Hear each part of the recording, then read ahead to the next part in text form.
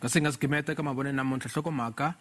I Mavonelo I mayelana na ku thoriwa ka muavanyisinkulu wa tiko Raymond Mnyamezeli mlunghisi Zondo. Mina ni vona Zondo a ri kahle kumbe va magistrata hi kona a va ta tekisa swigwevo ka vanhu lava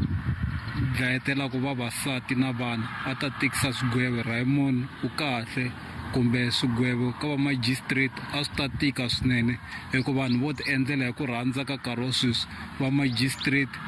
a va nyiki swigwevo swo tika va nyika munduku namuntlha munhu u nghena jele munduku na yena hi dya ni vuswa na yena. Se Raymond Zondo ni vona ku ri munhu wa kahle u ta tikisela swigwevo eka vanhu lava xanisaka vana na vavasati. Ni vona ku ri xiboho xa kahle ngopfu leswi nga tekiwa hi President Cyril Ramaphosa swo thola Raymond Zondo tanihi muavanyisinkulu wa tiko leriwani because a ri mukhomela xitulu nkarhi wo leha nakona u kombisile leswaku u na ntokoto na vutivi eka xivandla lexiwani nakona I munhu loyi a nga bohemi ku etluleli ro karhi kambe u kombisile swinene leswaku wa yi tiva mhaka ya yena hina swikombiso swo tala leswi a nga humesela swilo a swi paluxa erivaleni. Tatana Zondo vuswikoti va na byona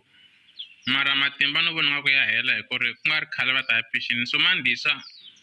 a ta tshamanyana nkarhi wa ku leha no vona ku kahle ku ta tlangiwa hi tax money ku tlhe ku tholiwa van'wana. Loko a swi ri tano president a va fanele va nga endlangi mhaka ya interview a va fanele va n'wi teka va n'wi promota va n'wi veka kwalaya a continue ku ya mahlweni ku yimeriwa team ya yena. Mina hi mavonelo ya mina